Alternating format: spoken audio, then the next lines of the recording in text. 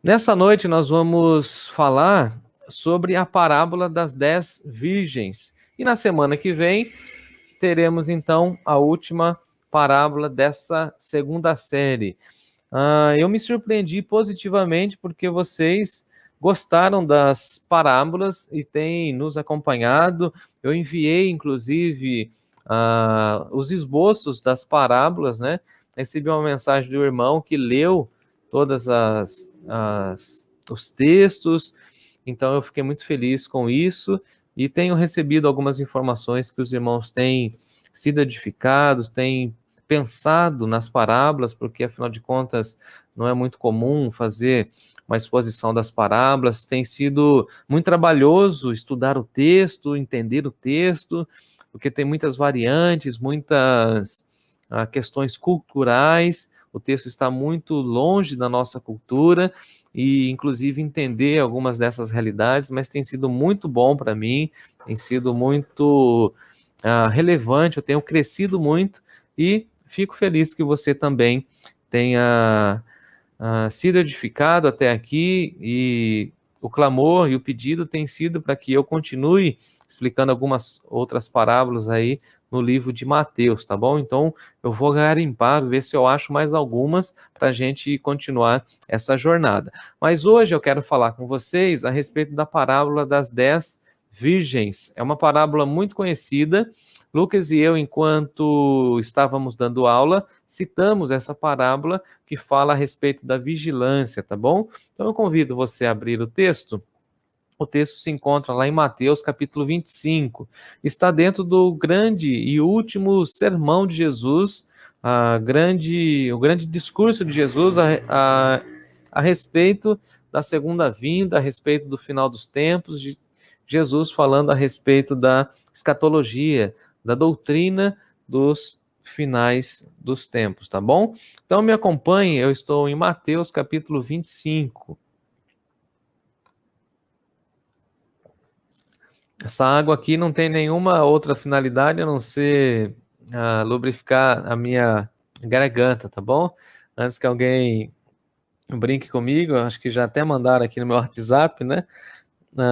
Não tem nenhuma função a não ser saciar a minha sede mesmo e lubrificar aí a minha garganta nesse tempo em que eu estarei falando, tá bom? Mateus 25, palavras do Senhor Jesus. O texto diz assim: então o reino do céu será semelhante a 10 virgens que, tomando as suas lâmpadas, saíram a encontrar-se com o noivo. 5 dentre elas eram nécias e 5 prudentes. As nécias, ao tomarem as suas lâmpadas, não levaram azeite consigo. No entanto, as prudentes, além das lâmpadas, levaram azeite nas vasilhas, e tardando o noivo, foram todas tomadas de sono e adormeceram. Mas, à meia-noite, ouviu-se um grito: Eis o noivo! Saí ao seu encontro. Então se levantaram todas aquelas virgens e prepararam também as suas lâmpadas. E as nécias disseram às prudentes: Dai-nos do vosso azeite, porque as nossas lâmpadas estão se apagando. Mas as prudentes responderam: Não, para que não nos falte a nós e a vós outras. E diante aqueles que vendem e comprai o azeite. E saindo elas para comprar, chegou o noivo. E as que estavam apercebidas entraram com ele para as bodas, e fechou-se a porta. Mais tarde chegaram as virgens nécias, clamando: Senhor, Senhor, abre-nos a porta. Mas ele respondeu: Em verdade vos digo que não vos conheço. Vigiai, pois, porque não sabeis nem o dia e nem a hora. Vamos orar? Pai de amor, Pai justo, Pai de misericórdia, nós te agradecemos por esse texto, a instrumentalidade do teu Espírito ao registrar pela lente de Mateus as palavras do nosso Senhor. Peço que o Senhor fale conosco na exposição e na explicação desse texto. Nós temos sido ricamente edificados com a tua palavra. E mais uma vez pedimos que o Senhor fale ao nosso coração. O nosso coração, como disse Davi, é uma terra seca que aguarda a água. Queremos que o Senhor inunde o nosso coração com a porção da tua palavra. É no nome dele, Pai, que nós oramos. É no nome de Jesus. Amém. Gente querida, a parábola das 10 virgens. O foco dessa parábola de Jesus é provocar uma reflexão e deixar os seus discípulos em alerta, em estado de emergência. Fiquem em atenção. Eu diria que isso poderia ser o resumo, ou essa poderia ser a frase. Fiquem em vigilância. Mantenham-se em alerta. A proposta é sobre a vigilância cristã em relação à segunda vinda de Jesus.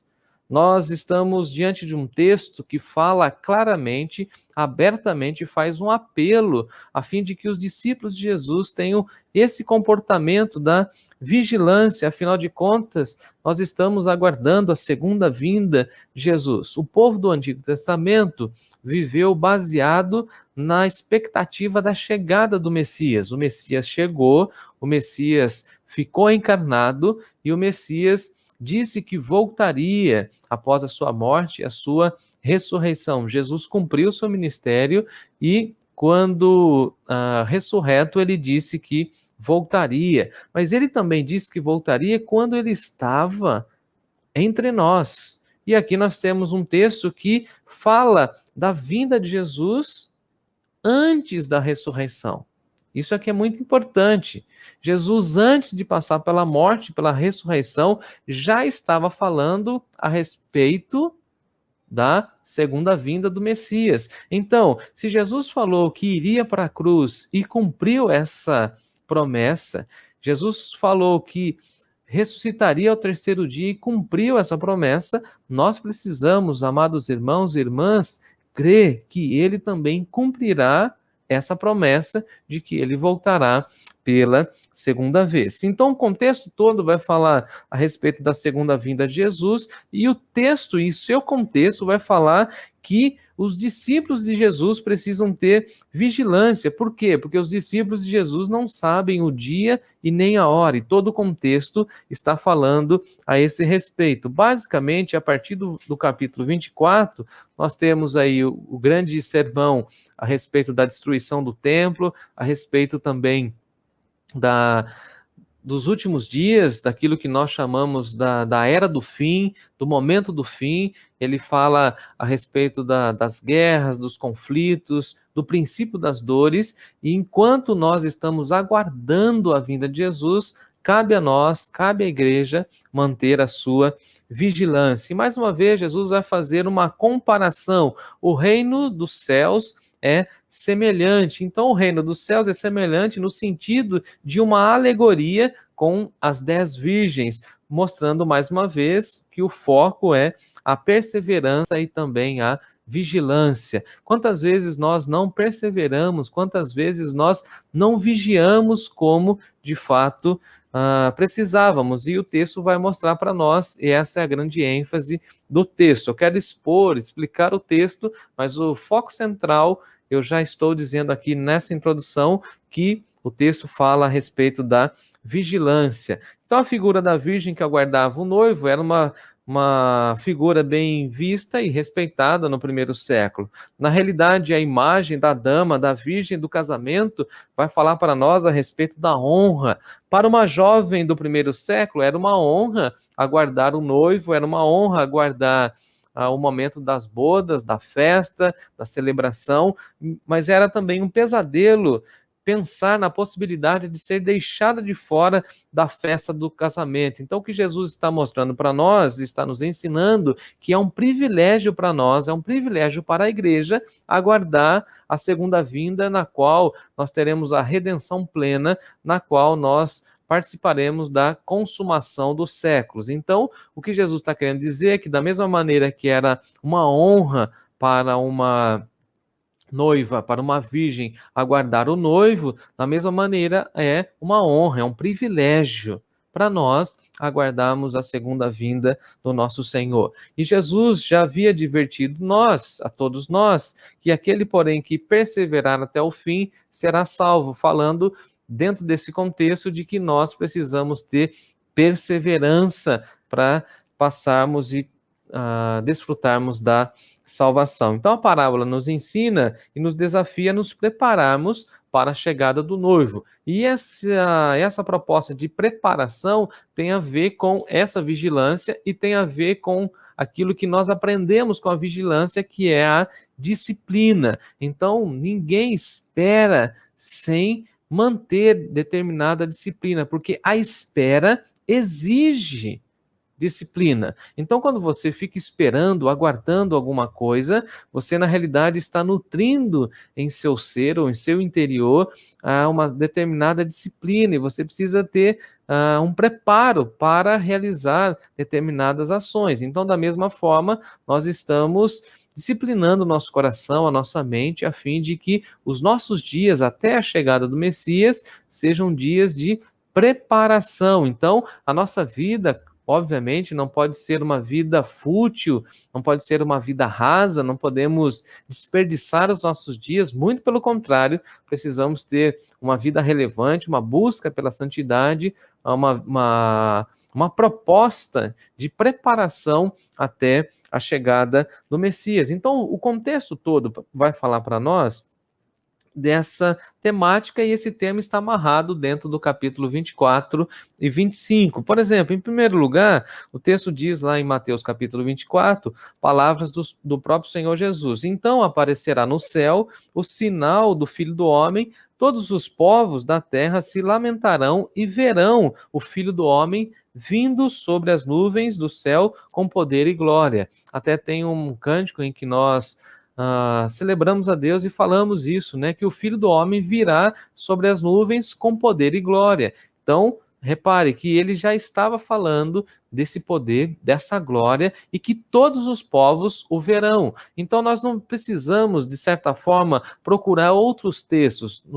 Nos próprios lábios de Jesus, nós encontramos essa promessa de que todos os povos estarão diante dele, todos os povos verão que o Messias vem sobre as nuvens com poder e glória. A segunda expressão que eu achei está aqui no capítulo 24, a partir do verso 32, quando Jesus fala a respeito da parábola da figueira, e ele vai usar a referência de Noé, dizendo que as pessoas estavam casando, se dando em casamento, e veio o dilúvio, e somente Noé e sua família conseguiu ser salvo porque eles creram na promessa de Deus. Então, o texto está mostrando para nós, Jesus está falando que muitas pessoas, assim como nos dias de Noé, não deram a mínima, não acreditaram na promessa de Deus, pensavam que não haveria dilúvio, houve dilúvio e padeceram. Da mesma maneira, nós precisamos ter a perseverança e a vigilância do pregador da justiça chamado Noé. Porque o texto vai ser finalizado a respeito de Noé e da figueira, falando assim: mas a respeito daquele dia e hora, ninguém sabe, nem os anjos, nem o filho, senão o pai. E aqui então, logo no contexto mais imediato, nós temos a parábola do bom servo e do servo mau, reforçando mais uma vez a expectativa da vinda do nosso Senhor. Então, agora eu quero mergulhar com vocês nesse texto, e já expliquei um pouco o contexto, né? E nós, então, já estamos situados e conscientes de que toda a temática é a respeito da segunda vinda, e também a outra ênfase é a respeito da vigilância. O texto vai falar para nós de 10 virgens. Olha que interessante, elas são 10 virgens, as 10 têm as lâmpadas, e as 10 saíram ao encontro do noivo. Então, Jesus está falando que havia esse grupo e todas as virgens estavam com essa expectativa. Então, não havia diferenciação entre elas. São 10 virgens, elas estão com as suas lâmpadas, então não há nenhuma diferenciação. Então, ninguém ou nenhuma delas poderia ter, por exemplo, uma desculpa de não ter a lâmpada. Assim como ninguém poderá ter a desculpa de que não teve acesso à salvação, que não encontrou-se com a mensagem da salvação, porque todas as pessoas serão julgadas porque creram no Evangelho ou serão julgadas porque não creram no Evangelho. E aí o texto fala que as 10 virgens tinham as suas lâmpadas. Os historiadores da cultura do primeiro século dizem para nós que os casamentos aconteciam no entardecer ou no anoitecer, ou basicamente a maioria dos casamentos aconteciam nessa passagem do final da tarde para o início da noite. Então, por isso que nos casamentos você tinha essas tochas, essas lâmpadas acesas. E isso era muito comum para ter a questão da luminosidade, mas também tinha todo um simbolismo a respeito das tochas acesas, e eles faziam uma espécie de um cortejo até a noiva, onde o noivo tomava a noiva e ele saía então em procissão com aquelas tochas acesas até o local onde eles passariam as núpcias, né, o quarto nupcial. Então, as pessoas ficavam dançando, ficavam se festejando, celebrando, e as tochas eram acesas. E, basicamente, as 10 virgens têm 10 lâmpadas. Em primeiro lugar, nós temos 2 grupos. É muito interessante. Jesus fala que havia 2 grupos de virgens, 5 nécias e 5 prudentes.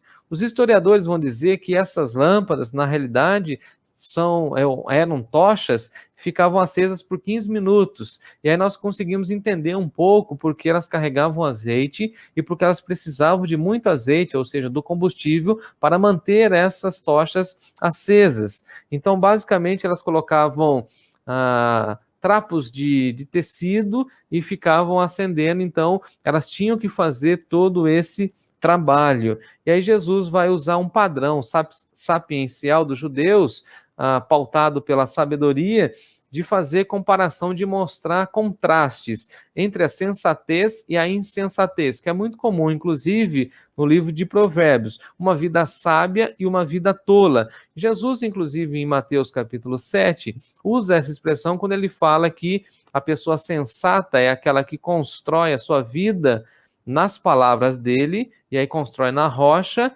e a insensata, a tola, é aquela pessoa que constrói sobre a areia. Então Jesus está querendo mostrar um contraste. Tem as nécias, mas também temos as prudentes. E a pergunta é, de que lado você está?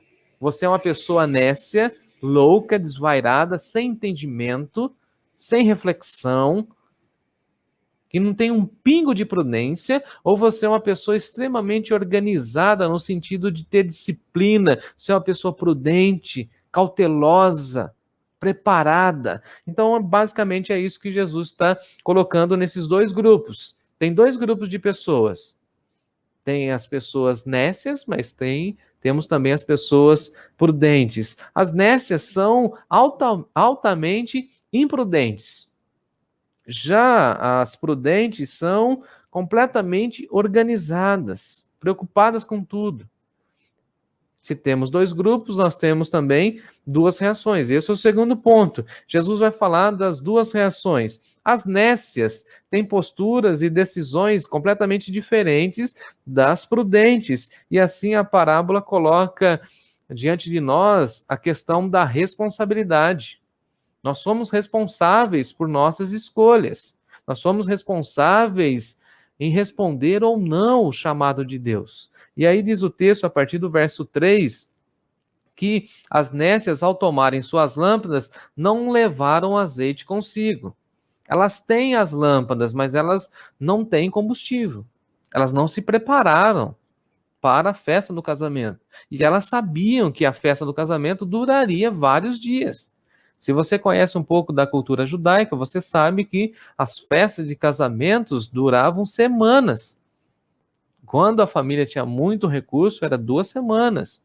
Uma festa de uma família mais simples era uma festa de, no mínimo, 3 a 4 dias. Então, elas precisavam ter combustível para toda essa festividade, mas elas não tinham, porque elas são imprudentes. Elas não têm juízo, elas são nécias.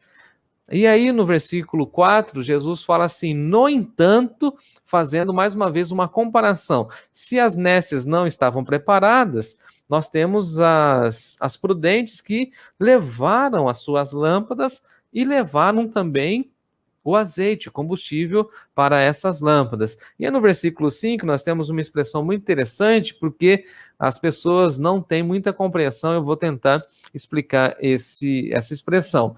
Diz assim o texto: "E tardando o noivo, foram todas tomadas de sono e adormeceram." E todas as vezes que eu ouço alguém falando nessa parábola, as pessoas tentam reforçar que o noivo estava atrasado, porque a expressão aqui na minha Bíblia é tardando o noivo, da expressão tardar ou atrasar. Mas atrasar ou tardar aqui não é um atraso como nos nossos dias. É muito interessante, porque a expressão no grego tem a proposta de dizer o seguinte: tardar significa que levou muito tempo. Então a vinda do noivo demorou muito tempo. É muito interessante porque, por exemplo, o apóstolo Pedro chega a dizer que nós precisamos continuar confiando na promessa da segunda vinda de Jesus, porque muitos julgam que está demorado. Então é nesse sentido de que está demorando, não que o noivo estava atrasado, porque Jesus não faria isso. Inclusive, o Pai não permitiria isso, porque o Pai faz tudo no tempo certo. A Bíblia diz que o caráter do Pai é irretocável. Eclesiastes vai dizer para nós que Deus fez tudo no tempo certo, Deus não chega atrasado. E aí o texto vai dizer para nós que o noivo demorou, porque isso fazia parte da cultura. Assim como na nossa cultura nós temos o péssimo hábito de que dizem que é chique, que é muito legal a noiva chegar atrasada. Naquela cultura, o noivo chegava depois de muito tempo. Então, essa expressão tardar tem a ver com esse contexto de grande expectativa do noivo. Assim como na nossa cultura ocidental, o foco do casamento está na noiva, na cultura oriental, o foco do casamento está no noivo. Então, a pessoa mais importante que o texto está ressaltando é o noivo. E quem é o noivo? A não ser Jesus. Então, Jesus vem como noivo buscar a sua igreja. Isso é importante. E ele vai chegar de uma maneira repentina, porque o texto está querendo mostrar isso. Não que ele está atrasado, não que ele está demorando, mas que ele vai chegar de uma maneira repentina, sem prévio aviso. E aí o texto segue para nós, no versículo 6, dizendo que à meia-noite ouviu-se um grito. E qual foi o grito? O grito foi o seguinte: eis aí o noivo. O noivo está chegando. E essa expressão grito aqui tem a ver com uma convocação de alerta, um chamado. Se preparem, o noivo está chegando. Mas esse anúncio já vai ser logo na sequência da chegada do noivo. Então é como se alguém chegasse e falasse assim: olha, fulano está chegando. E não dá 2 segundos, a pessoa abre a porta, já chegou. Ouve-se o grito, e o grito dizia o quê? Eis aí o noivo. E é essa informação a mais desejada pela noiva, que o noivo chegou. E essa deveria ser a informação mais desejada pela igreja. Jesus vem buscar a sua igreja. Jesus está caminhando na direção da igreja. Quem sabe o dia e a hora? Somente o Pai, mas ele vem. Cabe à igreja ter a expectativa de noiva, porque a Bíblia diz para nós que a igreja é a noiva. E nós, como seus filhos, precisamos nos preparar para a segunda vinda, porque fazemos parte da noiva, fazemos parte dessa comunidade chamada noiva de Cristo. Então, o que o texto está querendo dizer é o seguinte: vai haver um momento, o texto fala da meia-noite, que era o horário em que eles tinham essa proposta dentro da cultura do casamento. Então, houve-se um grito e chega-se o noivo. E as nécias, elas ficam completamente perdidas. Por quê? Dá uma olhada comigo no texto. Então se levantaram todas aquelas virgens e prepararam as suas lâmpadas. Quando chega esse anúncio de que o noivo está chegando, as virgens foram preparar as suas lâmpadas. Versículo 8. E as nécias disseram às prudentes: dai-nos do vosso azeite. O que aconteceu? O noivo chegou e as nécias não tinham azeite. É interessante que elas vão pedir o azeite emprestado para as prudentes. E isso é muito interessante porque tem muita gente que despreza a vida com Deus, que não leva Deus a sério, não querem compromisso com a palavra, mas que quando chega no momento agudo, no momento difícil, ficam pedindo para nós ajudarmos.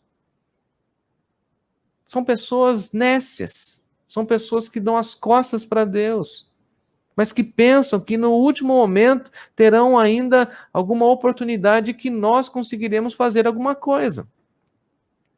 É muito interessante porque paira sobre o imaginário de algumas pessoas de que, pelo fato de sermos cristãos, nós poderemos, então, colocar alguns queridos nossos na eternidade.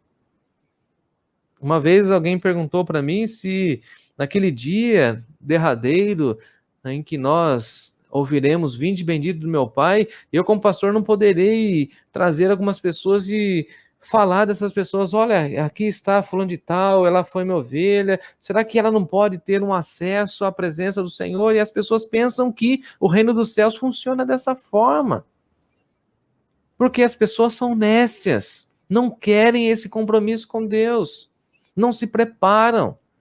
E quando chegar o dia derradeiro, vão querer pedir emprestado àqueles que têm uma larga história de caminhada com Deus. Agora, queridos e queridas, espiritualidade não se vende, não se empresta, porque tem a ver com a nossa própria vivência com Deus, é a nossa preparação, é a nossa santificação, é a nossa própria vida no altar de Deus. As nécias ficam desesperadas e falam o seguinte: dai-nos do vosso azeite para que as nossas lâmpadas não fiquem apagadas. Mas as prudentes, do versículo 9, vão dizer assim: não, se a gente emprestar para você, vai faltar para nós. Nós fomos prudentes, vocês tiveram uma vida irresponsável, ou vocês não se prepararam para esse momento. Então, por que vocês não saem e não vão comprar? Está aí no versículo 9. Ide e encontrem alguém que esteja vendendo o azeite uma hora dessa. Agora, convenhamos, o texto diz que é meia-noite. Naquela cultura, quem tinha um comércio à meia-noite para vender o óleo, o azeite para colocar nas lâmpadas? Ou seja, gente que quer fazer tudo de última hora. Você conhece gente assim? Agora, no reino dos céus não funciona assim. No reino dos céus, exige-se preparo, antecedência, cuidado, vigilância, disciplina espiritual. Porque essas questões revelam o nosso amor a Deus. Quando eu me preparo para a segunda vinda, eu estou dizendo que eu amo a Deus acima de todas as coisas. Quando eu disciplino o meu coração, a minha carne, a amar a Deus, a orar mais, a ter uma vida de jejum, de uma dependência, de uma vivência espiritual, eu estou disciplinando o meu coração e automaticamente estou dizendo para Deus que eu levo a sério as suas promessas. Já os loucos, os nécios, estão nem aí. Vão vivendo de qualquer forma. Mas diz o texto que quando ouve-se o grito, eis o noivo, os nécios querem emprestar dos prudentes aquilo que eles não fizeram. Parece até aquelas pessoas que não estudam para a prova, e aí quando você está fazendo a prova, ele fica tentando te chamar pedindo orientação, uma cola, né? Querem beber ali do seu conhecimento, ele quer que você faça a prova dele, ele quer colar, ele quer burlar, e tem muita gente que pensa que isso vai ser possível no reino dos céus, que naquele último dia a gente vai dar um jeitinho, afinal de contas nós somos brasileiros, será que a gente vai conseguir dar um jeitinho? Não, sonoro não. Quem não levar a Deus a sério, quem não levar as promessas de Deus a sério, não terá parte. Nós não poderemos emprestar nada. Diz o texto ainda, o texto corre, que elas saíram para comprar no versículo 10, mas enquanto elas saíram, diz o texto que a porta fechou. Fechou a porta. E um dia fechará a porta. Assim como fechou a porta daquela ocasião de Noé. Ninguém imaginava, mas houve um dia em que fechou a porta. A festa agora é só para aqueles que se prepararam para a festa. Somente para as virgens que estão com as lâmpadas acesas, que se prepararam. Só que no versículo 11 vai dizer para nós que mais tarde elas chegaram, as nécias, clamando: Senhor, Senhor, abre-nos a porta. Nós estamos aqui desesperadas. Abre a porta, Senhor. Nós queremos entrar. Nós fomos imprudentes. E olha que interessante, elas chamam o noivo de Senhor, Senhor. Elas sabem que Jesus é o rei, mas elas não se prepararam para viver em obediência ao reinado dele. Mas agora a porta fechou. Essa expressão, Senhor, Senhor, e esse clamor, um pedido para estar na presença de Jesus, foi alvo também da própria explicação de Jesus lá em Mateus capítulo 7, quando ele fala que nos últimos dias, ou no último dia, muitos falarão que expulsaram um demônio, fizeram milagre.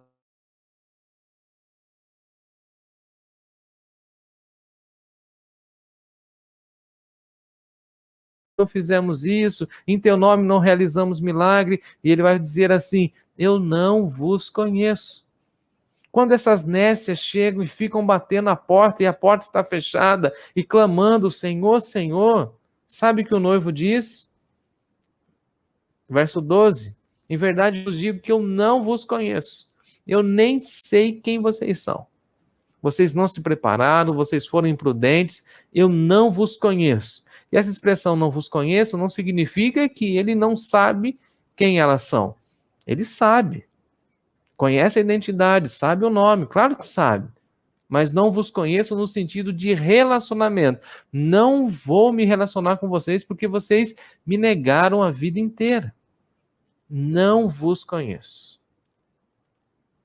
E aí Jesus encerra a sua fala no versículo 13, dizendo o seguinte: vigiai, pois, porque não sabeis nem o dia e nem a hora. Eu concluo, encerro a minha fala com essa aplicação de Jesus.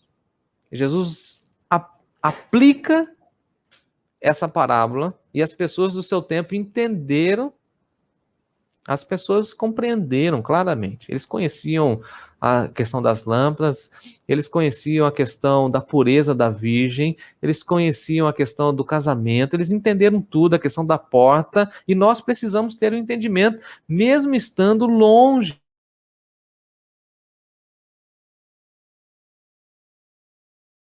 Mais de 2000 anos longe desse evento, dessa parábola. Mas o que o texto está querendo dizer para nós é o seguinte: portanto, tenham uma vida de vigilância. É necessário a vigilância, pois a vigilância vai exigir de nós disciplina.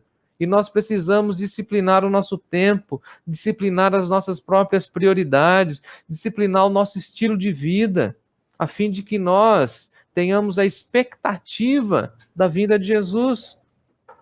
A última pergunta é a seguinte: por que precisamos vigiar? Porque Jesus responde a essa pergunta dizendo: porque vocês não sabem o dia e nem a hora. Como nós não sabemos o dia e nem a hora, precisamos fazer o quê? Vigiar e manter o padrão da vigilância. Nós precisamos vigiar para não sermos surpreendidos. O foco e o ensino dessa parábola é sobre a preparação para a chegada do noivo. Sejamos prudentes e não nécios.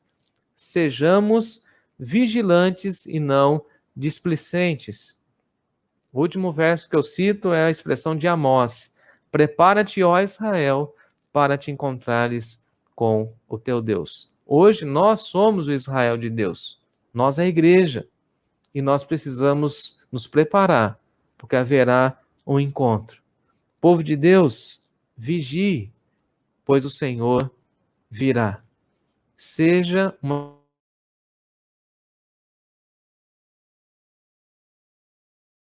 não seja uma pessoa nécia, seja uma pessoa prudente e aguarde com grande expectativa, porque ele virá.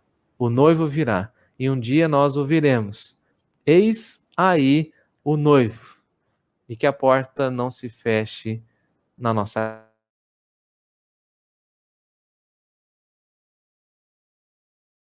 nossas vidas. Amém.